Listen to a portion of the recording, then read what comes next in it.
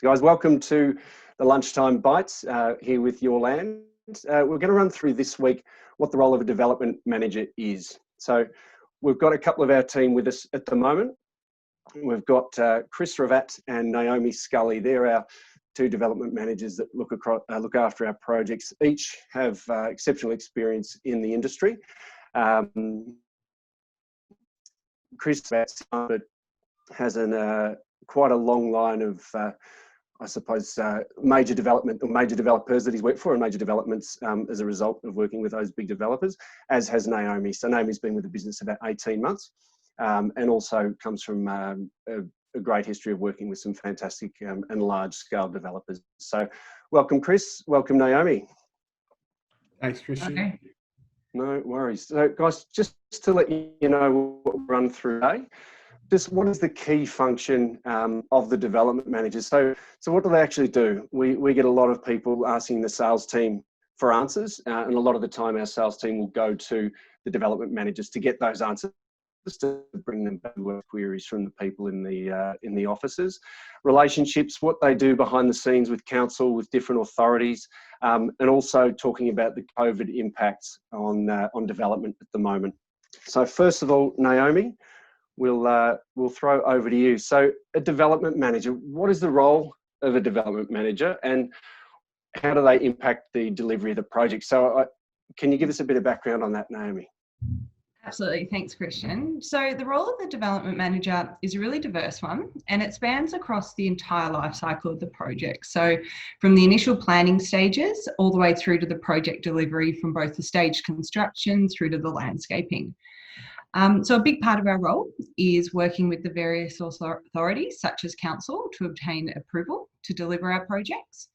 Another key element of the role is also looking at how we can add value to our projects. So making them, really good places for our purchasers to live. So we focus on the urban design layout, including the design of parks, inclusion of walking trails and footpaths and things like that, as well as making sure that we're really incorporating a range of lot types to meet the varying needs of our purchasers.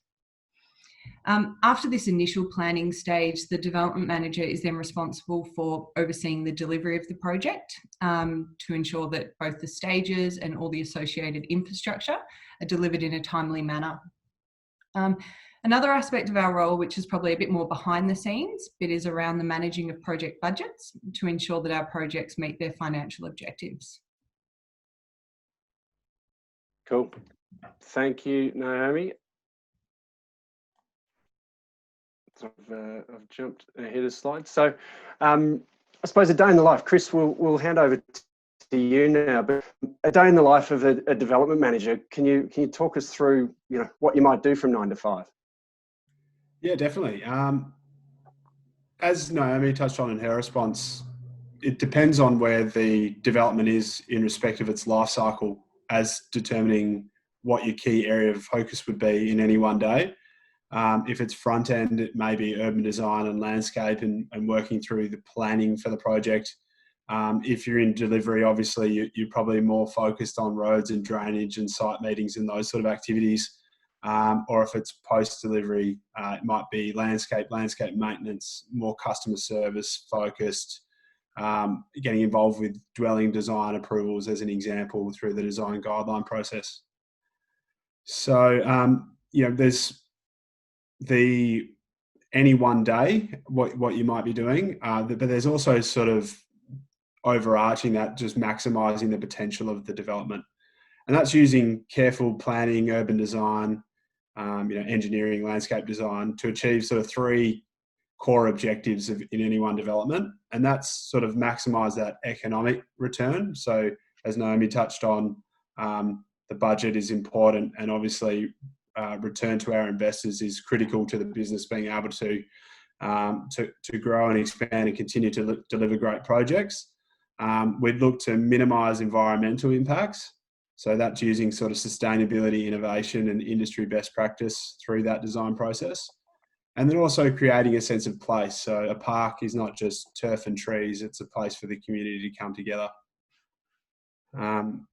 There's a bit of stakeholder management throughout that, as sort of Naomi touched on as well. put simply, it's understanding, communicating the nexus between the activity on site and the expectations of the stakeholders, whether that be council, our investors, or our purchasers, which are obviously very important. And from day to day, depending on what activity is taking place, but site visits are a critical way to understand and be at the coalface to determine what to communicate back to those stakeholders, and to make sure that we're sort of in alignment with where we should be in any one phase of the development life cycle.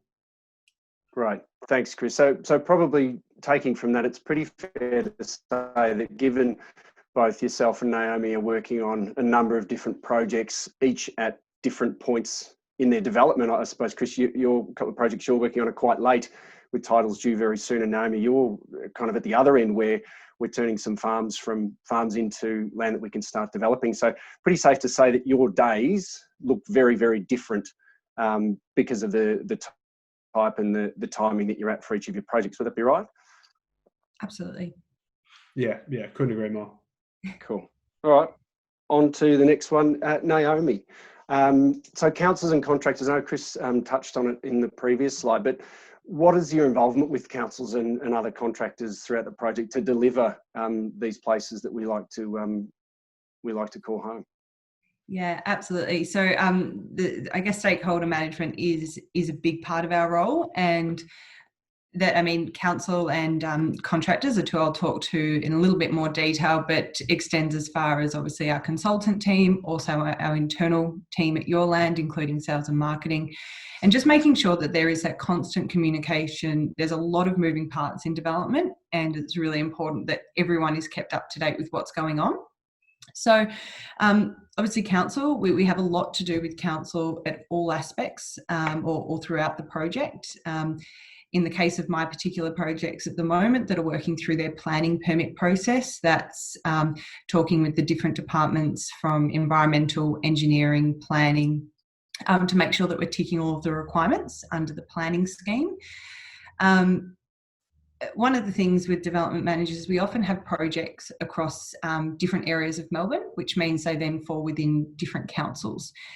And so whilst the overall planning and development process is generally the same, it is really important that as a DM, we're aware of particular requirements of certain councils, and that we can make sure that either our planning applications or our specific stage delivery responds to these particular requirements. So some examples, some councils do have the small up housing code, others don't.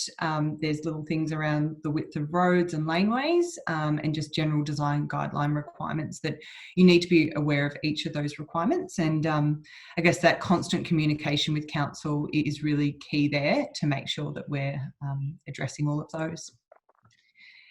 Another key stakeholder that we deal with is our contractors, who are obviously responsible for the delivery of civil works. In our role, we're involved in the initial tendering process to appoint a civil contractor through to the ongoing monitoring of the delivering program. As noted on the slide, when selecting a contractor as part of that tender process, we look at a number of factors, and we take into consideration things such as price, their experience working in a particular corridor, the time it will take for them to deliver a stage or particular infrastructure item, as well as their general OH&S practices. Cool. Thank you, Naomi. Chris, I suppose challenges. So what are the most challenging aspects of making sure a project finishes on time? So I suppose getting land to titles. Yeah, there are multiple things, multiple factors that can impact the delivery of a project and its ability to track against program. Probably worth touching on the 4 key risks. There's many risks, but the 4 main ones would be inclement weather, so a rain event that impacts activities on site. For example, a contractor can't pour asphalt where there's excess moisture. So if you get rain that day, it might impact that activity on the day of and for days after, depending on how significant that event is. There's delays that we often incur through the authority approval process, and I suppose it's important to understand that authorities have to ensure that a proposed development balances multiple objectives. And understandably, it can take a fair bit of energy and time to get all the ducks in a row. So that can, can slow things down. But obviously, that's a very important function that they play. Ground conditions is another risk where you, whether it be dense rock or steep terrain, specific to any one site, they can make it difficult to deliver a stage in accordance with the target program. And then contractor delays, and an example of that was throughout 2017, the industry was selling at record rates, meaning there was high demand for a limited number of resources. And the industry witnessed commencement delays and slower programs, as well as having to try and manage contractor availability in that environment. So it was, they're the sort of challenges that we face day to day.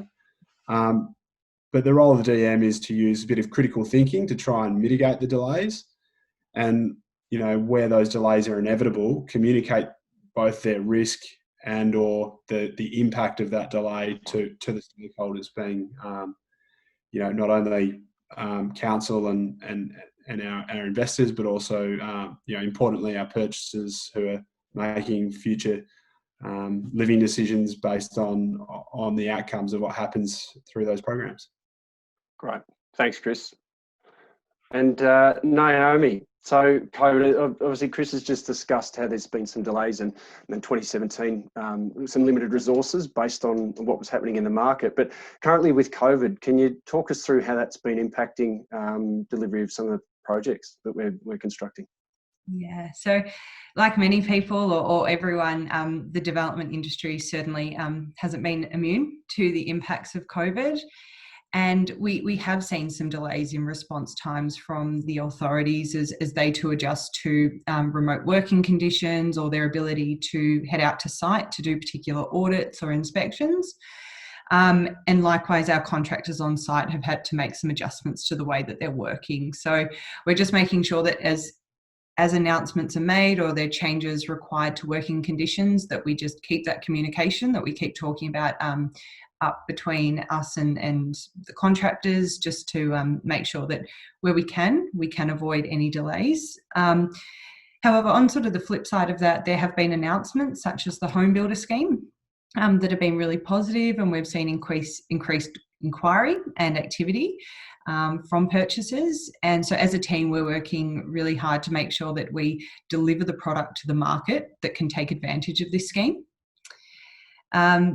As a development manager, we're fortunate in the sense that we've been able to sort of continue to work from home and use things like Microsoft Teams and the other technology to continue having regular meetings with our internal team at Your Land, as well as council contractors, just to make sure that our projects keep moving in the right direction. Very good. Thank you. So, Chris, Naomi, thank you, guys. I do appreciate the time that you've taken out of your days to give us a bit of an insight into what exactly you guys do behind the scenes. So I think it's quite valuable information for people to understand that there's more to the business than just the guys at the front selling the land. So I really appreciate your time. So thank you very much. Guys, next week we'll be looking at how green is your thumb. So we've got a speaker coming to us from Fleming's Landscapes and Nurseries who do a bit of work for us across some of our projects. And then further to that, we'll have builders and choosing the right home for you down the track. So keep your eyes on your feed for those upcoming webinars. If you do have any questions or queries, you're more than welcome to get in touch with us at the email address you can see there, melbourne@yourland.com. Chris, Naomi, thank you again. Thanks for joining us today, everyone. Greatly appreciate it. Enjoy your afternoon.